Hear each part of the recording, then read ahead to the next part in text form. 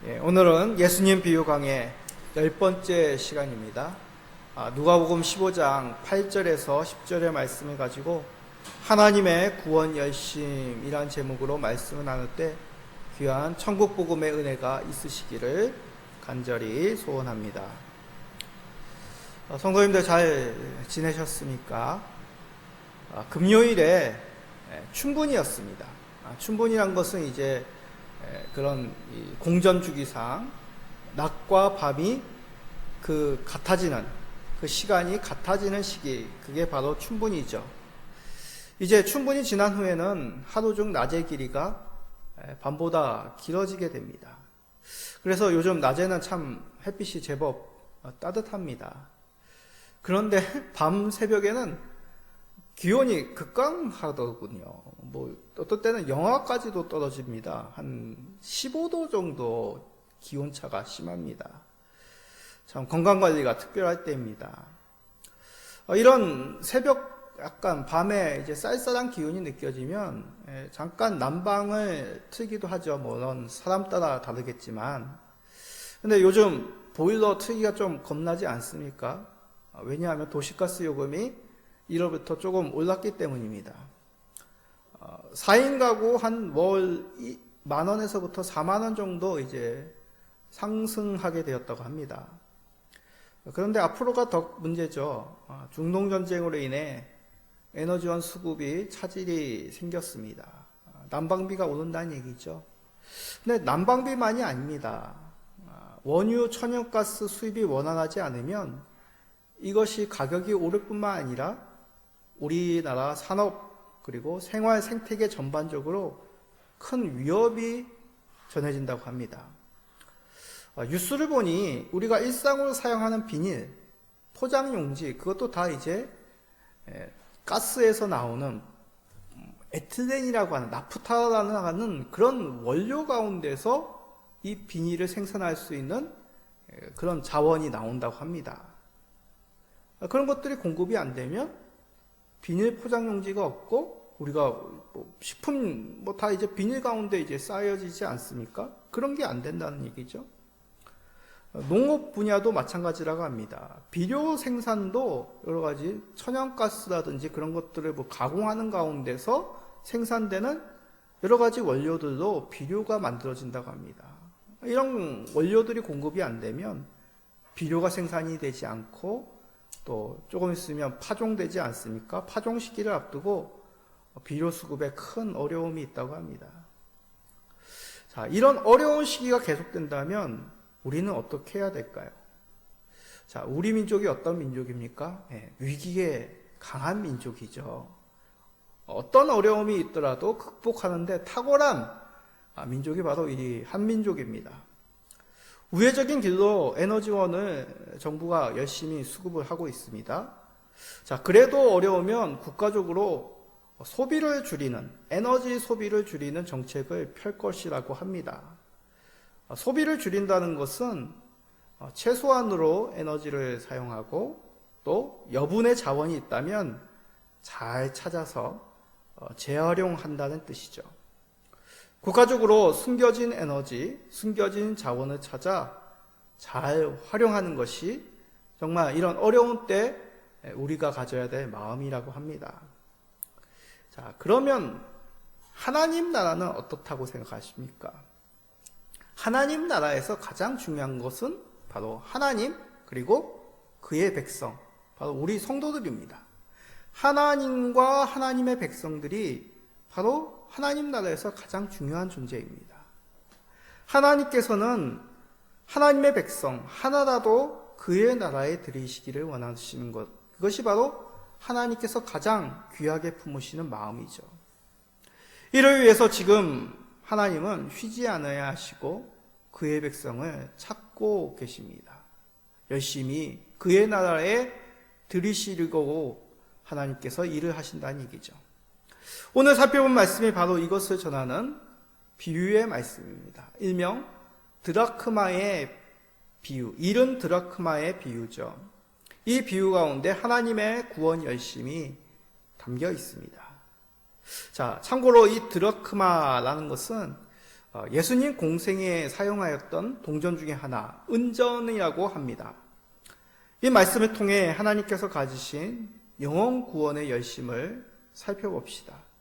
그리하여 이에 합당한 믿음으로 사시고 또한 이에 동참하시는 우리 모든 성도님 되시기를 간절히 간구드립니다.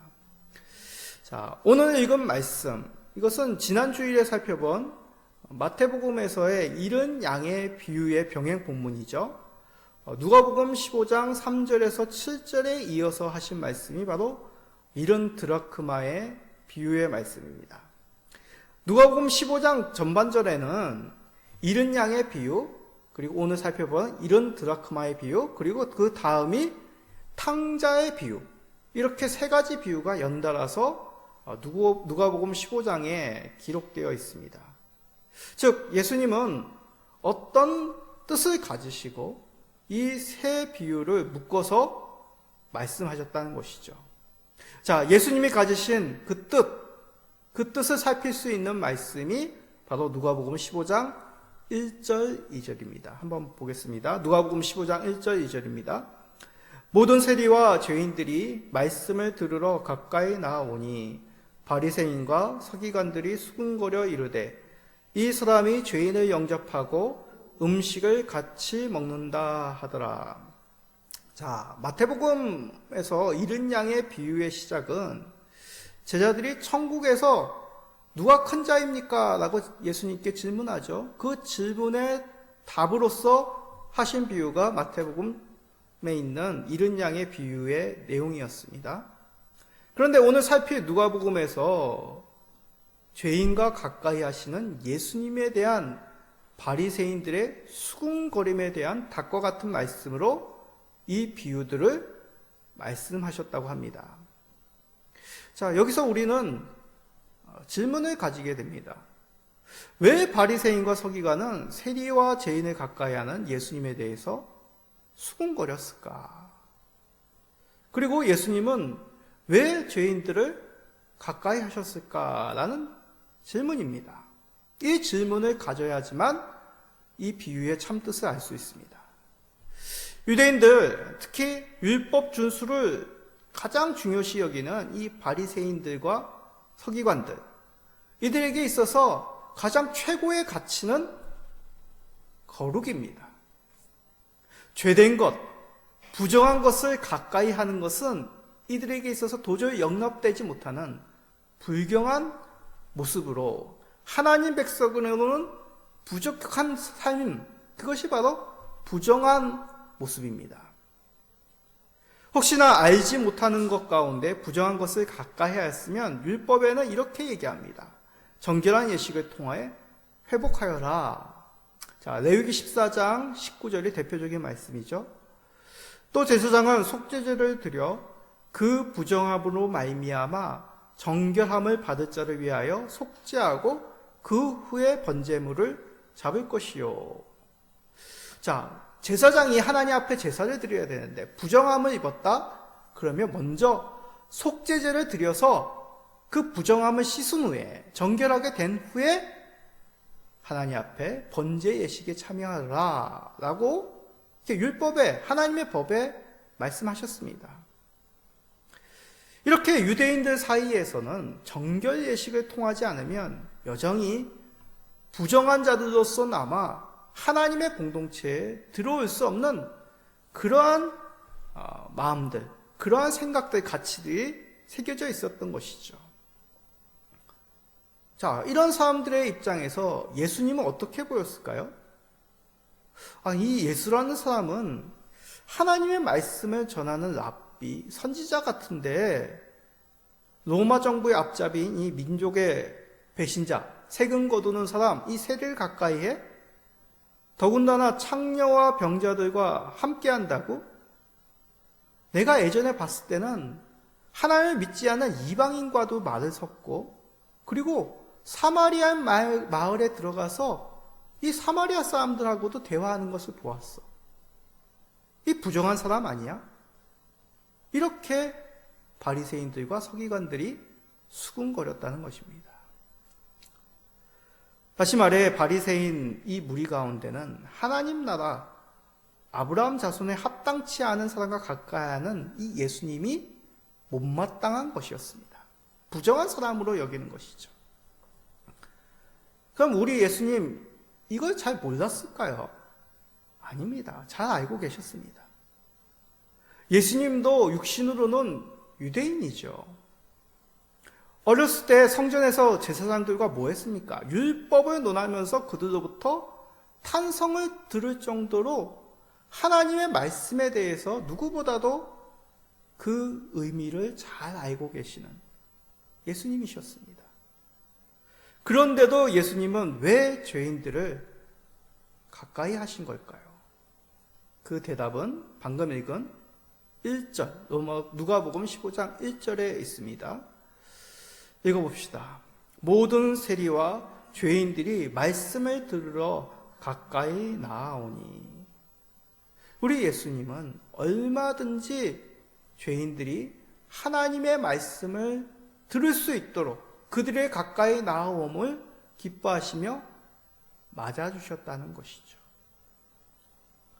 어떤 말씀을 들어 죄인들이 예수님께 나왔겠습니까? 천국 복음입니다. 하나님 나라의 비밀을 듣고자 하는 죄인을 우리 예수님은 기꺼이 맞아주신 것이죠. 이 바리새인들은 이것에 대해서 수군거렸는데 이것이 합당한 것이겠습니까? 어찌 수군거리고 책을 잡을 수가 있겠습니까?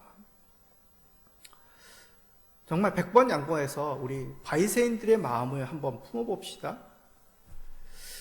놀랍게도 지금 이 현대 가운데서도 이스라엘에 가면 극보수 유대인들이 있습니다. 그 사람들은 복장도 검은 옷 입고 모자 쓰고 남자들은 이제 머리를 따는 그런 아주 극보수 유대인들이 아직까지 남아 있습니다. 유튜브에서 이들의 삶을 잠시 본 적이 있는데 이들은 스마트폰을 안 쓴다고 합니다. 왜냐하면 세상의 문화들이 그것을 침투하니까. 여러 가지 현대 문화 가운데서도 극히 구별하여서 아주 일부분만 사용한다고 합니다. 가정 가운데서도 굉장히 놀랍습니다. 남편은 오로지 율법을 연구하고 가르치고 행하는 것만 합니다. 그럼 살아가는 건 어떻게 합니까? 여자가 다 합니다. 아내가 경제적인 가정을 꾸려간다고 합니다. 이들의 모습을 보면 이들이 얼마나 경건한 하나님 백성의 삶을 지키려고 하는지 이들의 특심을 엿볼 수는 있습니다.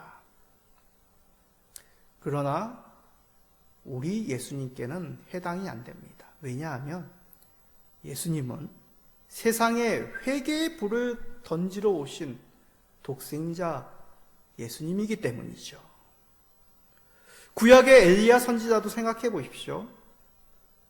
그는 갈멜산에서 부정한 이방 선지자들과 맞서 싸웠습니다.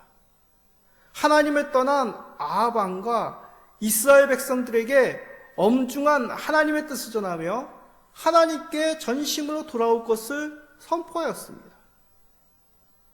그렇다면 세상을 구원할 구세주 예수님께서 구원이 필요한 자들에게 어떻게 소극적으로 대하실 수가 있겠습니까? 그들을 멀리하는 것이 합당하다고 생각하십니까? 아니죠. 우리 예수님은 죄의 심판인 사망 권세까지도 이기신 구세주 그리스도이십니다. 죄로 부정케 되실 뿐이 아니라 오히려 죄된 세상에 구원의 복음을 가르치시고 전하시고 완성하신 우리 하나님의 아들이시라는 거죠. 그런 구원의 예수님께서 누구를 초대하셨다고요? 바로 죄인들인 우리들을 초대하신 것입니다. 회개가 필요한 우리들을 맞아주신 것이죠.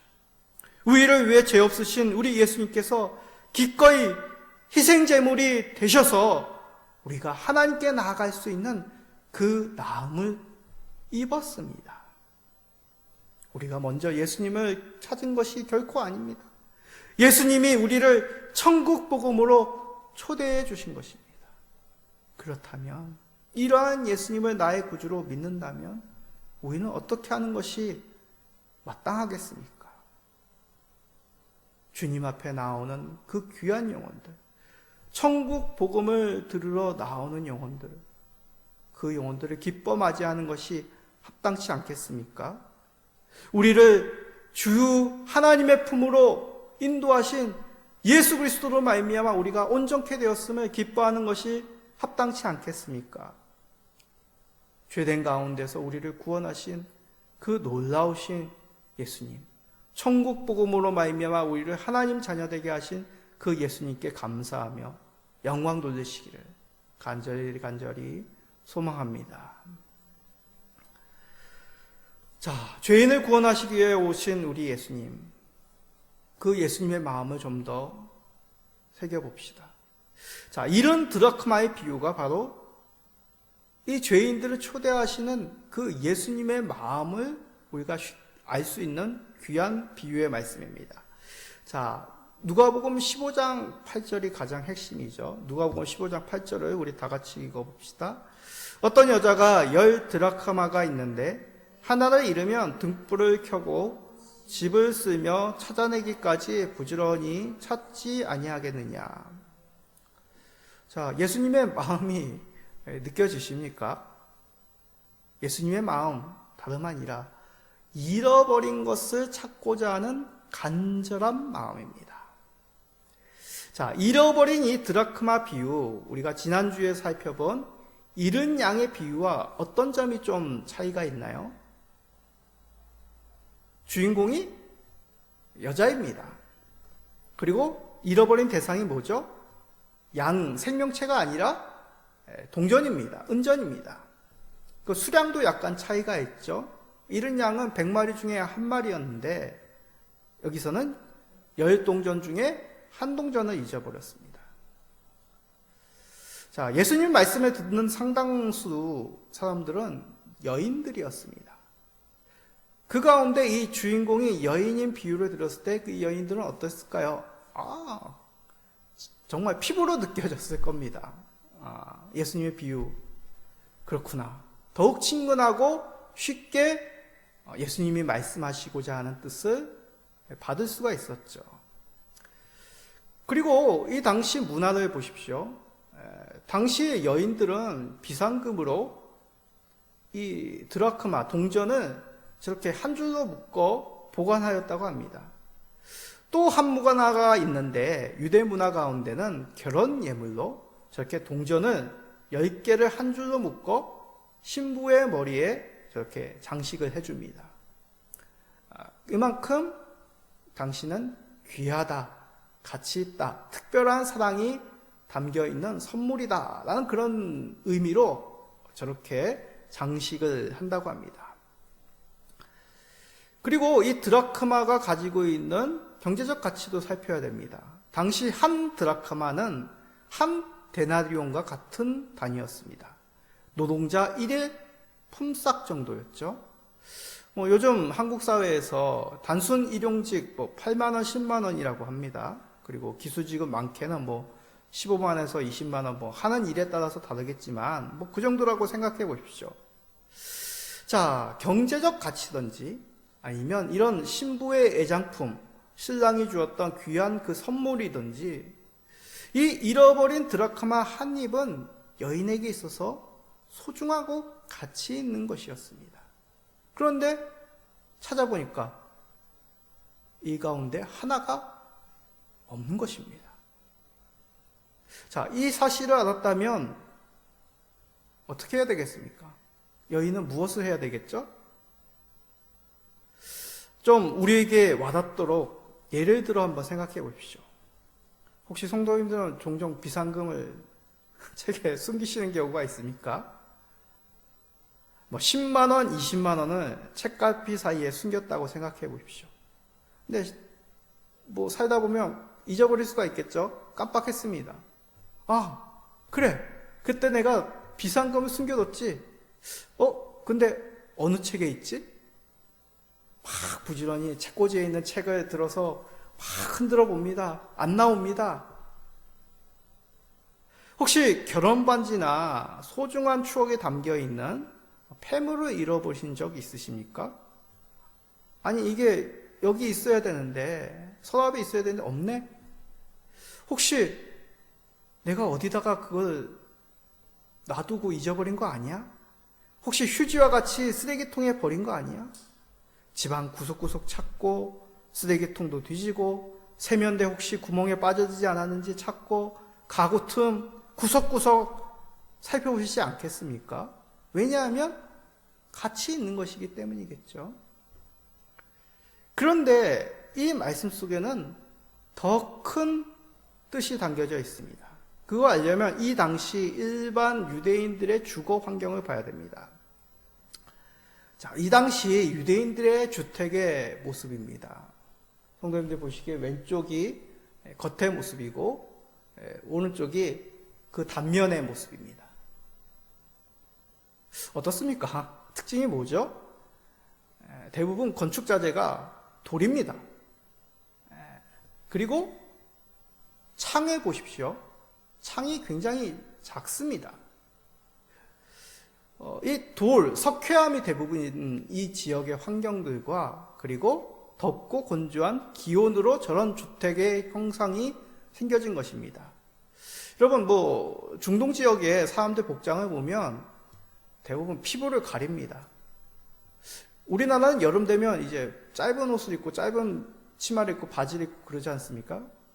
근데 이 중동에 햇빛이 원체 따갑기 때문에 오히려 피부를 가리는 것이 시원하게 체온을 유지할 수 있다고 합니다. 주거 환경도 마찬가지입니다. 이 따가운 햇볕이 들어오지 않도록 저렇게 창문을 최소한으로 만드는 것이죠. 자, 그러다 보니 이제 오른쪽 그림과 같이 집안은 굉장히 어둡고 그리고 먼지가 많게 됩니다. 낮에도 등불을 켜야지만 안을 살필 수 있을 정도죠. 이런 곳에 동전이 떨어졌다? 찾는 것이 쉽지가 않습니다. 그래서 어떻게 찾느냐? 바닥을 빗자루로 쓸어서 동전 소리가 날 때까지 쓰는 겁니다. 그런데 동전만 쓰겠습니까? 석회암에서 떨어진 그리고 중동의 그 모래먼지가 집안 곳곳에 있겠죠. 흙먼지가 날릴 겁니다. 창문은 작아가지고 먼지도 빠져나가지도 않죠. 또 아무리 건조한 날씨라고 하지만 덥지 않습니까? 움직이면 땀이 날 겁니다. 그런데도 이 여인은 동전을 찾기 위해서 부지런히 바닥을 쓰는 겁니다. 자, 이 정도를 체험해 보려면 아마도 더운 여름날 먼지 많은 햇볕 들어오지 않는 지하실에서 양초 하나 켜놓고 떨어진 작은 동전 찾는다고 생각하시면 그 어려움이 어떨지 우리가 쉽게 이해될 수 있겠습니다. 그런데도 이 여인은 잃은 드라크마 하나를 찾기 위해 부지런히 지방 구석구석을 쓸 것입니다. 그 동전 하나 잊어버렸는데 잊어버리면 내 마음 편한 거 아니야? 뭐라고 그렇게 생각하실까요? 요즘 전화금융사기 많죠. 만약 전화금융사기로 모아둔 집 여유자금을 잃어버렸다 하면 그냥 포기하시겠습니까? 이를 찾으려고 은행, 경찰, 사이버 수사대, 언론사 이것저것 수소문하지 않겠습니까? 왜냐하면 내가 애써 모아놓은 귀한 것이기 때문에 이것으로 앞으로의 삶을 이어나갈 수 있는 힘이 되기에 자녀들에게 물려줄 수 있는 귀한 또한 그들의 응원 그런 물질이 되기 때문에 여러 가지 노력을 할 것입니다. 우리가 잃어버린 그러한 귀한 것들도 마음이 잃어할진데 우리 예수님은 어떻겠냐는 것이죠. 예수님에게 잃어버린 한 드라크마 무엇이겠습니까? 바로 잃어버린 하나님의 한 백성입니다. 예수님의 잃어버린 한 영혼에 대한 그 마음으로 이 비유 가운데 이 여인과 같이 우리 예수님은 부지런히 애써서 찾고 계신 것이죠. 그 예수님의 마음을 잘 알 수 있는 내용이 성경에 있습니다. 거라사 광인에 관한 내용입니다. 자, 누가복음 8장에 보면 갈릴리 맞은편 거라사인 땅에 사는 귀신 들린 한 사람을 우리 예수님이 만나는 모습이 있습니다. 치유하시죠? 귀신을 내어 쫓습니다. 그런데 그 앞에 사건은 무엇이냐면 이 거라사인 광인을 만나러 가는 도중에 갈릴리 호수에서 제자들과 함께 탄 그 배가 풍랑에 맞아 고생하는 모습이 있습니다. 이 갈릴리 호수에서 물고기를 잡아서 그 배 모리가 익숙한 이 제자들도 두려워서 떨 만큼 이 광풍이 이 배를 침몰할 정도로 막 휘몰아친 것이죠. 그 수고를 아끼지 아니하고 이 건너편 거라사 땅에 가서 이 귀신 들린 자를 고치십니다. 그런데 그 후에 어떻게 됩니까? 귀 쫓김 받은 귀신들이 돼지떼로 가서 돼지떼가 몰살당하죠. 그 사건을 보고 그 지역 사람들이 두려워하여 예수님께 떠나시기를 강구합니다. 예수님은 다시 배세에 오르시면서 온종케 된 사람에게 이렇게 말씀하시고 갈릴리로 돌아가십니다. 자, 누가복음 8장 39절입니다. 집으로 돌아가 하나님이 내게 어떻게 큰 일을 행하셨는지를 말하라 하시니 그가 가서 예수께서 자기에게 어떻게 큰 일을 행하셨는지를 온 성내에 전파하니라. 자, 무슨 뜻이십니까? 이 거라사 땅에서 예수님이 하신 일은 이 귀신 들린 한 사람을 고치신 것입니다.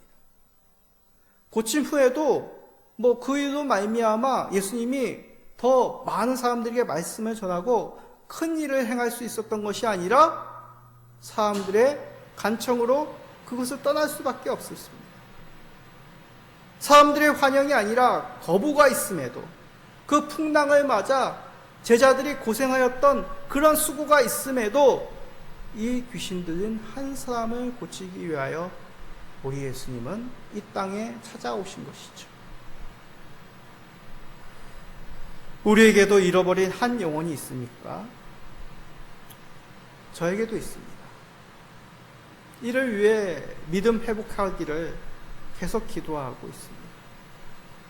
때로는 더디되어 한숨도 나고 포기하고 싶은 마음도 듭니다. 그럴 때마다 우리 주님께서 거라사 광인을 포기하지 않은 그 예수님의 마음, 그것을 본받아 포기하지 않고자 합니다. 예수님의 간절한 마음, 그 마음을 담게 하소서. 이 세상 끝까지 품고 한 영혼 구원하는 일에 우리가 마음을 전심전력하게 하여 주시옵소서. 잃어버린 한 영혼을 위해 간절히 주님의 마음을 품으시는 우리 성도님 되시기를 간절히 기도합니다. 이러한 기도 우리 주님께서 반드시 들어줄 줄 믿습니다. 잃어버린 한 영혼 주께 돌아올 때 그 기쁨이 어떻겠습니까? 거라사 광인의 증거로 온 성내가 이 예수님이 하신 일들이 널리 알려지지 않았습니까? 한 드라크마를 찾은 이 여인이 그 기쁨을 이웃들과 벗들과 함께 나누지 않았습니까? 이런 양을 찾을 때와 같이 이웃과 친구들을 초대하여 이 여인은 그 기쁨을 나눕니다. 왜냐하면 유대인들 사이에서 그 기쁨을 나누는 것, 바로 공동체 사회, 우리가 함께 믿음의 사랑, 함께 우리가 피를 나눈 지체이기 때문에 그 기쁨을 함께 나누는 그러한 풍습이 있는 것이죠. 함께 누리는 그 마음으로 예수님께서 이렇게 말씀하십니다. 그러면 하나님 아버지는 한 영혼 찾았을 때, 잃어버린 한 영혼 찾았을 때 어떻겠느냐? 자, 누가복음 15장 10절입니다. 우리 다 같이 읽어봅시다. 내가 너희에게 이르노니 이와 같이 죄인 한 사람이 회개하면 하나님의 사자들 앞에 기쁨이 되느니라. 마치 왕이 보좌에 앉고 신하들이 그 앞에서 왕의 기쁨을 나누는 그 장면을 연상케 합니다. 하늘 보좌에서 우리 하나님께서 천사들 앞에서 그 기쁨을 흠뻑 나타내시는 것이죠. 이것은 마치 하나님께서 기쁨의 잔치 가운데 기쁨의 춤을 추시는, 기쁨의 웃음을 나타내신 장면 같습니다. 그 구약의 이제 스바냐 선지자를 통해서는 구원의 백성을 위한 그 하나님의 기쁨이 또 다르게 표현이 됩니다. 자, 유명한 말씀이죠. 스바냐 3장 17절 우리 읽어봅시다.